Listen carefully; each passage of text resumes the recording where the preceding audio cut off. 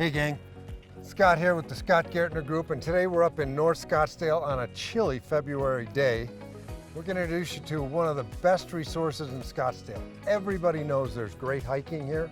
We're up at Brown's Ranch in far north Scottsdale, and we've got the genius of these type things, John from Brown's Ranch.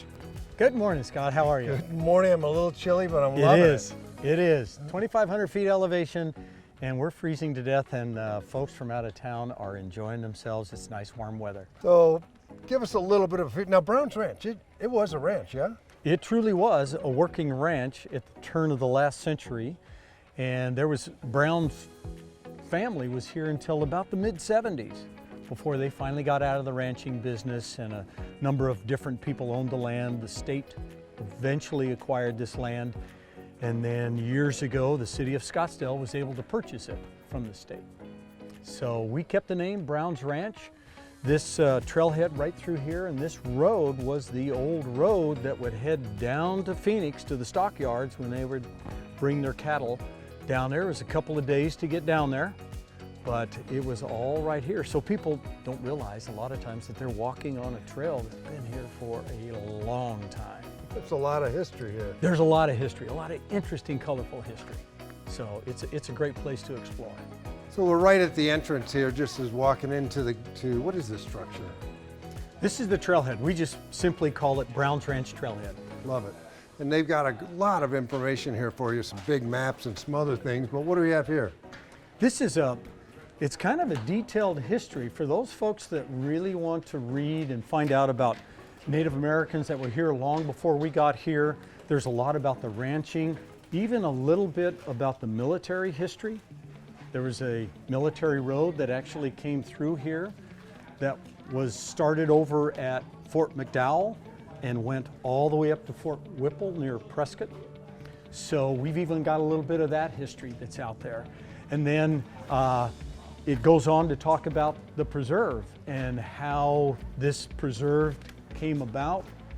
All the dedicated people that fought decades ago that we need to take care of this. Our mountains this beautiful area needs to be preserved. And from a grassroots organization to what we are right now, we have got a lot of recreational activities for a lot of people to see some beauty that's within the Sonoran Desert. It's just a beautiful place. Some amazing vegetation. You can hike it, you can bike it, right? Absolutely, you can ride horses. John, this is a great resource. I actually have a map. The "You Are Here" is right here. You can see everything. And then I noticed you got QR codes. Somebody could actually download those? Yes, absolutely. What we did with this map, this is an exact copy of our paper map that we have, but what we did is we outlined and color-coded on this map.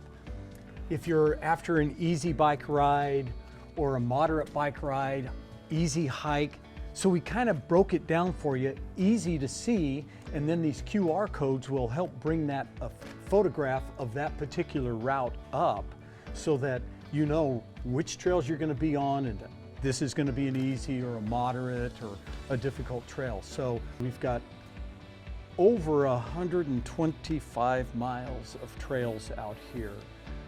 People don't get lost, yeah, which is really good because we've got it signed so well.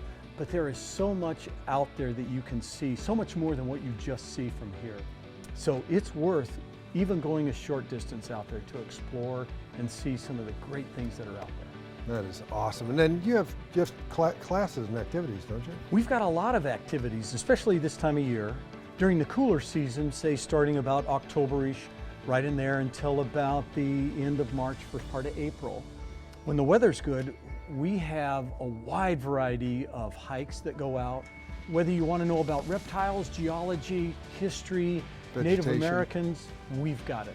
At the trailheads, we've got an activity guide that will give you a couple of months out what days are doing what, how long the hike is going to be, how difficult it might be. So this activity guide lays it out pretty good. Yeah, I'm on a mailing list too. I get those sent to me, right? And they invites and stuff.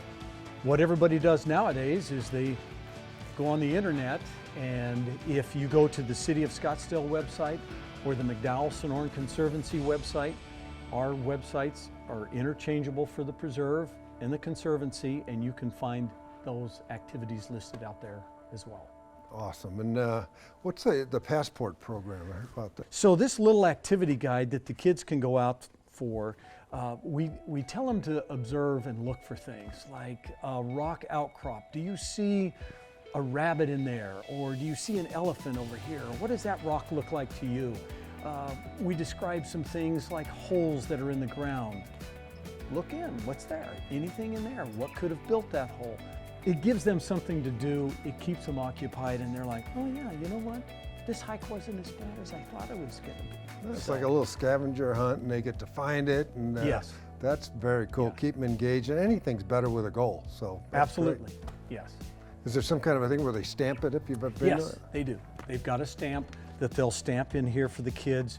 You know, the kids like stamps, they like stickers and things like that. So it's another one of those things to keep them engaged, keep them involved. For you grandparents, they're coming for a week this year?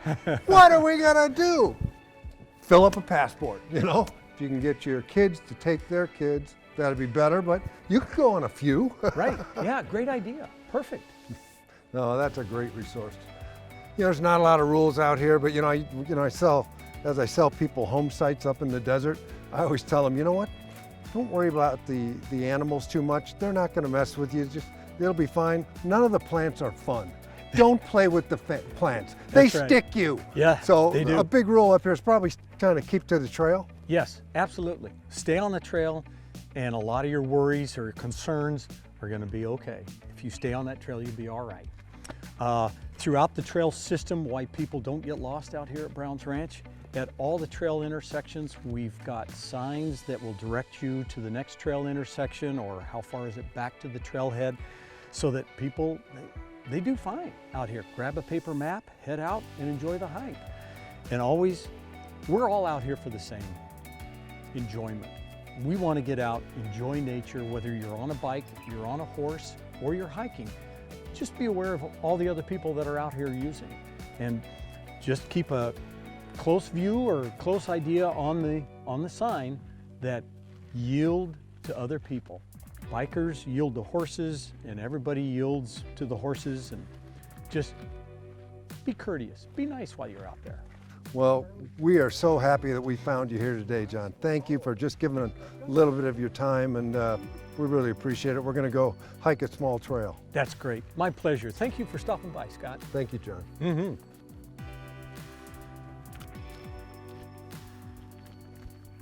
Okay, this is a PSA. This is the one you don't play with. This is called the cholla. They call it jumping cholla. It doesn't jump. You should believe it does, though.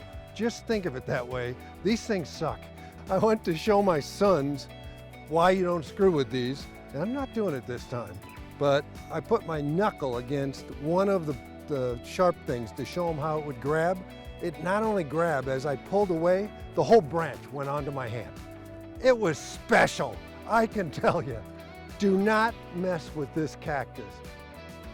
This is kind of an interesting example. I know there'll be jokes made about Viagra or something, but you know, this arm's just kind of hanging. I don't know what's going on, but these things, they grow slow. They go really slow. They'll live to be a couple hundred years old. They don't grow an arm till they're about 70, so you can guess this one's got plenty of arms. This one's probably pushing 200 years old, something like that. Well, that kind of wraps up Brown's Ranch. I hope we gave you a bit of a sense of it, but I promise you that this camera doesn't do it justice. You've got to be out here on your own, see it for yourself. We appreciate you listening, and if you've enjoyed it, like, share, and subscribe. We'll be doing more of these so that your friends know what to do when they come out and visit you. Thanks for listening.